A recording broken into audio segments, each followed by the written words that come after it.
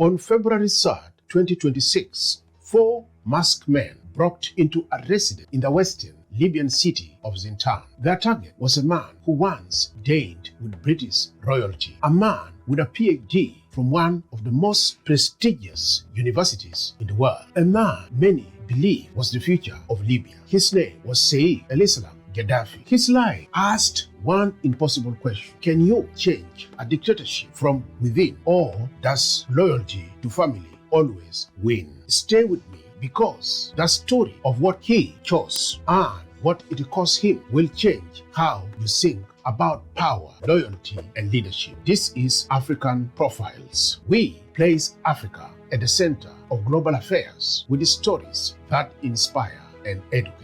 Heir Gaddafi was born on June 25, 1972 in Tripoli. He was not just any child. He was the second son of Muammar Gaddafi, the man who had ruled Libya with an iron fist since 1969. His mother, Sofia Fakas, was the second wife of Gaddafi. From birth, Heir lived in a world of privilege and power.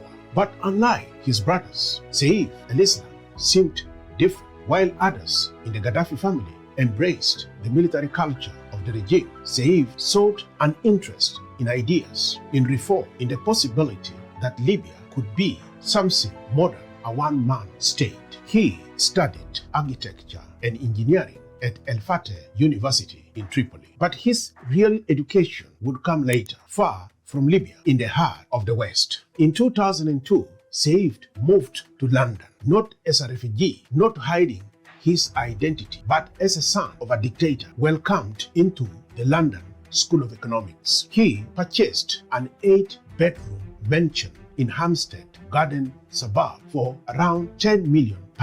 A swimming pool, a sauna, a private cinema. He traveled with security details. He had a butler and a driver. This was not the life of a typical graduate student. This was the life of royalty. But something unexpected happened during those years in London.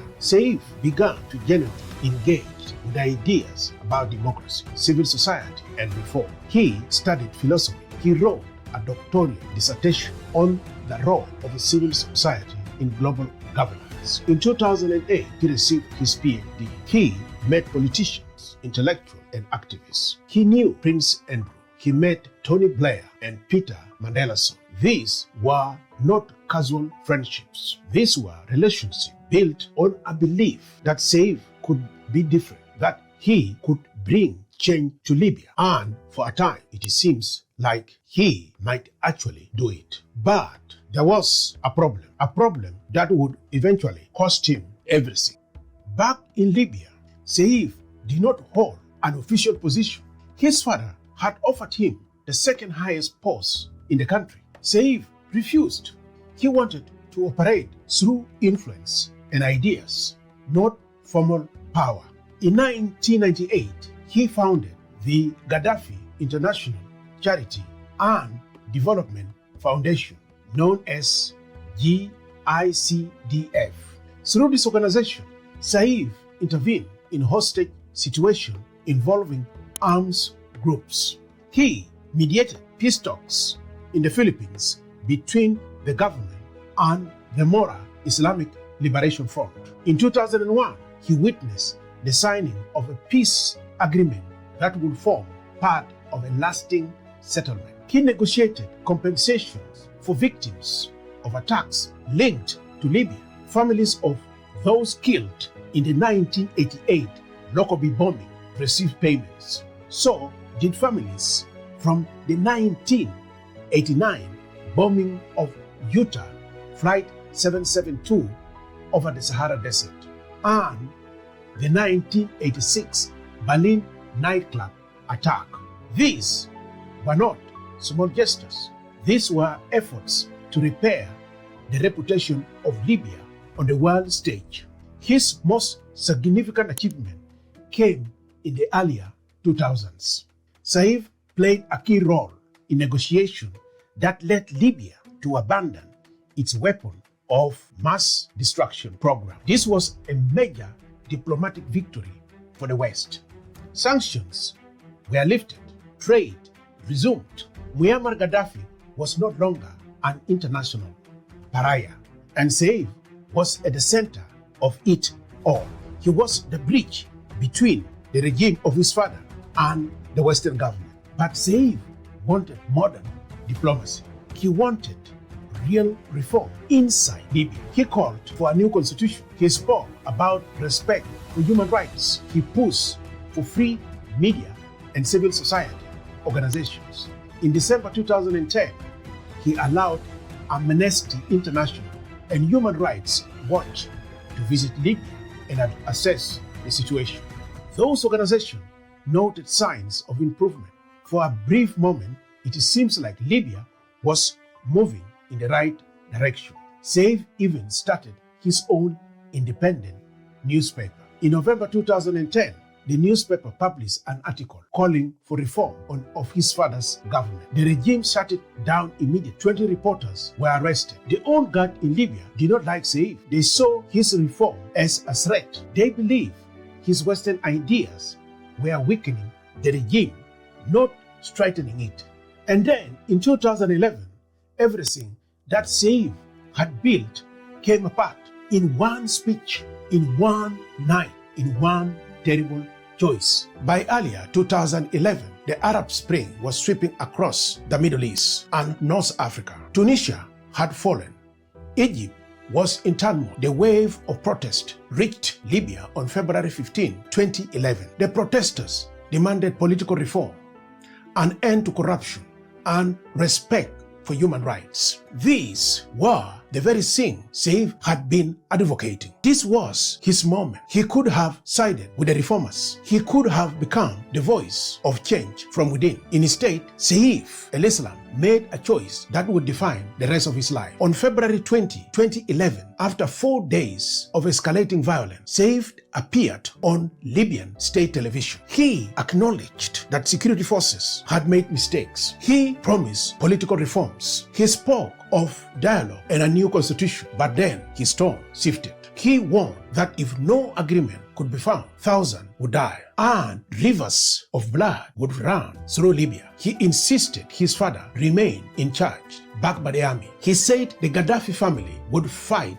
until the last man, the last woman, the last bullet. Those words, rivers of blood, would haunt him forever. Saif had chosen loyalty to his father over the principle he once believed in. He blamed the uprising on tribal factions and foreign manipulation. He denied the regime was killing civilians. Even as reports of massacre emerged, the reformer had become the defender of the regime. His Western friends left him. On February 21, 2011, the Global Economic Forum suspended him from the network of young global leaders. His credibility was shattered. In the weeks that followed, the violence escalated. NATO intervened with airstrikes after United Nations authorized the use of force to protect civilians. By June 2011, the International Criminal Court had issued arrest warrant for Saif al-Islam, charging him with crimes against humanity. But Saif did not run. He stayed in Libya. He kept talking to television stations. He insisted his father was still in control. And then on October 20, 2011, everything finally collapsed. On that day, Muammar Gaddafi was captured and killed in the city of Heir. The hardline brother of Saif, Mutasem, was also killed on that day. The regime had fallen. The era of Gaddafi was over. Saif al-Islam went into hiding. For weeks, he evaded capture. He moved through the desert, relying on loyal tribes and old networks. On November 19, 2011, a Libyan nomad betrayed him. Fighters from a militia controlling the city of Zentan captured him. The man who once hunted with falcons, who kept tigers, who mingled with British upper class, was now a prisoner. His life of luxury was over. If you are learning something new today, subscribe to African Profile. We publish a new story every week, stories of African leaders and history that most of the world has never heard. Just hit subscribe so you do not miss the next one. For the next 6 years, Seif remained detained in Zintan. Human Rights Watch visited him and reported he did not allege ill treatment, but they raised concern about his solitary confinement. Seif told them he had been isolated, that he did not receive visitors. He had access to a television and some books, but he was alone. The International Criminal Court wanted him extradited to Hague to face trial for war crimes. Libyan authorities refused. They insisted on trying him in Libya. In 2011, a court in Tripoli sentenced Seif el-Islam to death by firing squad. The verdict was delivered in his absence, as he remained in Zintan, hundreds of kilometers away. His lawyers said the trial was not about justice, it was about revenge. But in 2017, something unexpected happened. The militia holding him in Zintan released Seif under an amnesty issued by the Eastern Libyan authorities. These authorities were not recognized internationally, but they saw Seif differently, not as a war criminal, as a potential asset. After his release, Seif disappeared from public view. For years, no one knew where he was, but he was not gone. He was watching, receiving visitors, and waiting for his moment to return. Libya, meanwhile, had descended into chaos. The country was split between rival governments. Militia controlled different regions. There was no stability, no security. The promises of 2011 revolution had not been kept. Libya had become a failed state. For some Libyans, especially those who had supported the regime, Seif represented a different possibility. They remembered the relative stability of the Gaddafi years. They began to wonder, could Seif come back? In July 2021, Seif gave a rare interview to the New York Times. He accused Libyan authorities of being afraid of elections. He said he had been away from the Libyan people for 10 years. He needed to come back. In November 2021, Seif made his first public appearance in years, wearing a traditional Libyan robe and turban. He traveled to the southern city of Sebna. He filed his candidacy for the Libyan presidential elections. The move was controversial. Many Libyans were outraged. They saw Seif as a criminal, not a candidate. Powerful militia rejected his candidacy outright. The Electoral Commission disqualified him because of his 2015 death sentence. When Seif tried to appeal the ruling, fighters blocked the courthouse. The election never happened. Libya remained divided, and Seif returned to hiding in Zintan. For the next few years, Seif lived quietly but carefully. He knew powerful people wanted him dead. He rarely left his compound. Security was tight. Cameras monitored every entrance. And then, on the night of February 3rd, 2026, his time ran out. According to reports from his political team, 4 masked men broke into his residence. They disabled the surveillance cameras. They moved quickly and efficiently. This was not a random attack. This was planned assassination. They found Seif and shot him. At 53 years old, the reformer who once dreamed of changing Libya was dead. The news of the death of Seif el-Islam spread quickly.